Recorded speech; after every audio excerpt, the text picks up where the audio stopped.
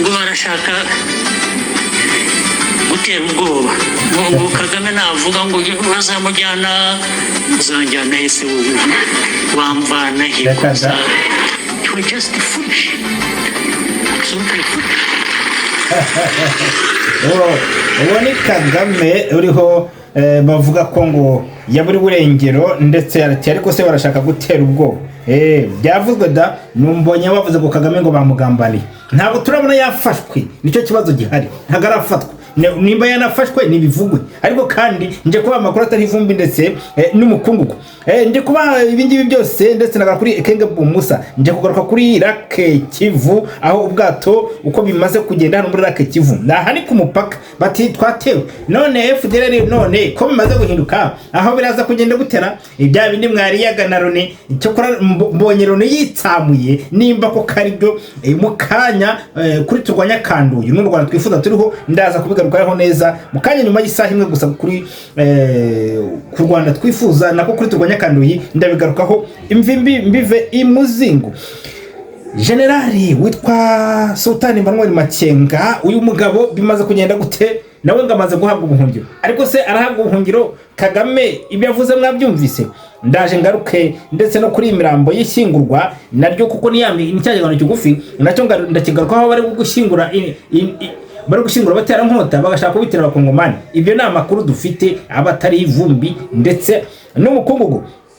Sibyo gusa kandi mfite amakuru menshi gusa ni muri ya minota 10 gusa kugira ngo buri wese abashe kureba kino kiganiro. Niyo mpamvu ngusaba kureba ikiganiro kakirangiza nibwo basha nibura kuko mvuga mu ncamake kugira ngo nibura n'umuntu udafite internet cyangwa se mega abashe kugendana natwe amenye aho amakuru ageze. Nshimire abantu mwese mwakanze subscribe hahandi hasi kurya bara ritukura kugira ngo umuntu ajye abonera amakuru ku gihe. Nibwo mwakanzeho mwese reka mbashimire cyane kuko murabigenzi. Niyo mpamvu nshishikariza umuntu wese gukandaho ndetse mbasaba gusangiza ibiganiro kandi ukinjira mu kiganiro ukibuka ko cya gikumwe cyawe kiradufasha, kirarinda ibintu byinshi, kiriya kibabaza abasogozi. Niyo mpamvu nimba kirebwe n'abantu 10,000 ni urugero cyangwa se 20 cyangwa se 5 nibura like zawe izakanganye nabo bantu tukagira like 5,000, ariko mujye mugerageza rwose like umuntu wese ukanzeho ukandi like ni igikumwe kiro hejuru ntacyo bigutware rega.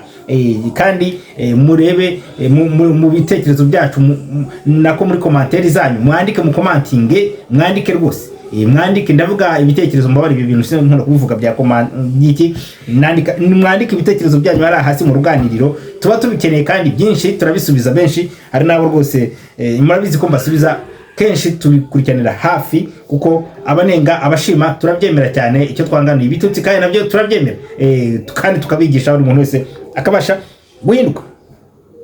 Kwagiye ku ngingo yacu ya mbere ku ngingo yacu ya mbere ndahera kuri Kagame aho bari kuvuga ngo Kagame ngo yagambaniwe ndetse bikaba bari kuvuga ko hari umuntu ugiye kwimikwa ariko se ndabaza position bari mikuriye mugabo n'ubundi ko ari umuntu wo muri FPR biraza kugenda gute namara kwimikwa. Ndabwira abantu impirimbanyi ndabwira babahutu bari hanze angaha muri kubyina nyancaca hirya no hino ese bahutu mwabaye mute.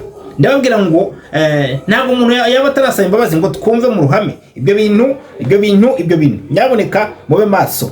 Kagame nawe mugambaniye ntabwo turabona bamuboshye usibye ko nubwo bamuboha ntago hari system irabisigaye aho ngaho ngo bamwe ngo yahunze cyokora cyo yaburi urengero ntagaragaruka mu gihugu kiri gushaka uburyo bashyiraho umuntu ariko kandi bikavuga ko ngo ari umugore ugomba gutegeka nababwiye abagore babiri ibyo ntabwo bigarukaho uwamugambaniye ndaza kumubwira mu kanya gato ndabwira ngo uwamugambaniye ese no kugira ngo bamwikize babone uko wenda ubutegetsi bagiye gushyiraho bw'umugore butahungabana ariko kandi ibyo byose ntabwo tubifitemo amahirwe nta nicyo bitumariye mube hafi mbahaye makuru.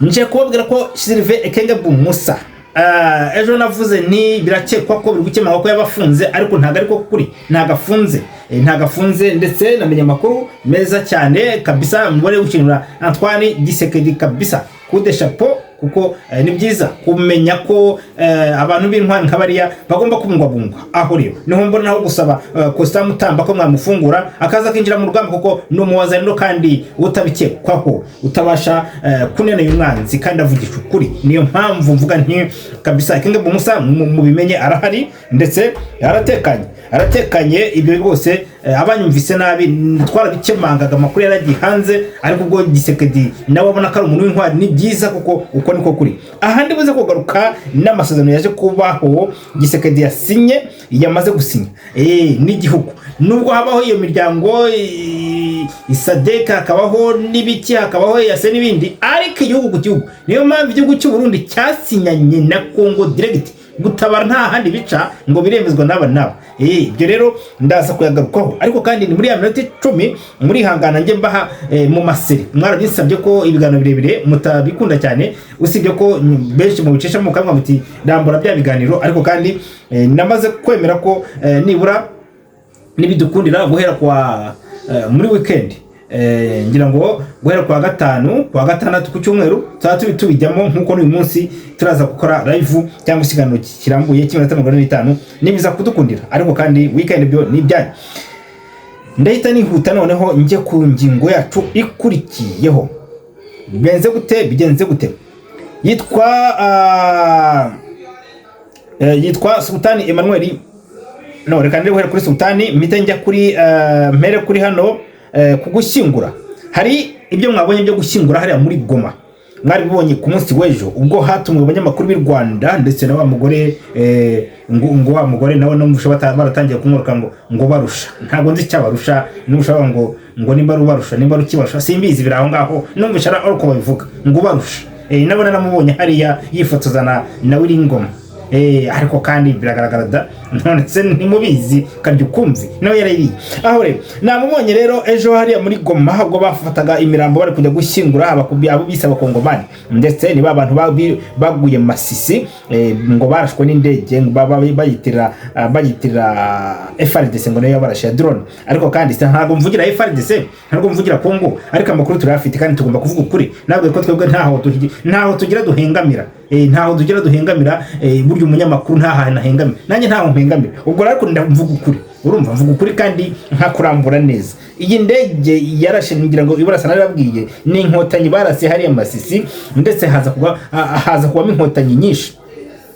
Nyuma yo kurasa izo nkotanyi bafashe inkotanyi zimwe barazifata barazitwara, hanyuma haza gusigaramo abasirikare bake babandi, bamwe barushati, bamwe batagira ikivurira, bamwe batafite ubakurikirana, bamwe bari aho ngaho batazwi. Abo ngabo rero nibo baje kuvanga n'abari inkotanyi zishe nyuma yuko drone irasa hariya hitwa Masisi.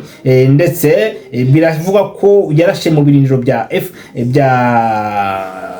FARDC yarashe mu birindiro bya RDF ariyo yitwa 23. Hanyuma nyuma yamara kuharasa imaze kwica abasirikare benshi ba RDF, hanyuma noneho inkotanyi zikamanuka santere Masisi hasi muzika zo zihafite zikajya kurasa y'abaturage zikabica zikamamara. Zamara kubica uyu munsi ejo bagiye gushyingura imirambo. Nabonye kwikubitiro n'imirambo 22 amasanduka, bavuga ko ngo ari abaturage, ariko twamaze kumenya neza ko ari abasirikare ba RDF bashyinguwe hariya hari Goma, bashyinguwe ngo muri icyo cyubahiro bakabita abakongomani. Gusa harimo ngo abakongomani babiri nabo bicwa n'inkotanyi hariya Masisi. Ibyo rero ni ibintu ni amayeri yabo ngo bagiye kwereka isi ngo ko Gisekedi ari gukora jenoside. Ibi biri muri wa mugambi muremure munini ukomeje gutegurwa, nkuko nagiye mbivuga ko bari gutegura ikintu cyitwa balkanization. Erega ibi mbivuga tuba dufite amakuru kandi nyavugira buri munsi. Bari gutegura balkanization, ariko bakagira ngo iyo balkanization izabe Gisekedi bamushinje jenoside.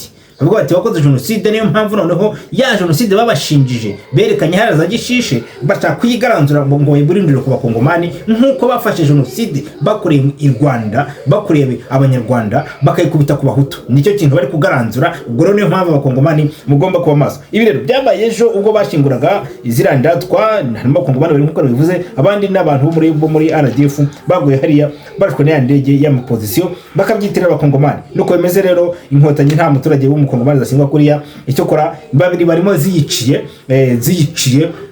bajya kubashyingura bavuga ko ngo ari FRDC ngo yabishe. Ibi rero ni ibintu byo kubeshya, mbabwire ko mutaza kubyemera ari nariya mayiri inkotanyi.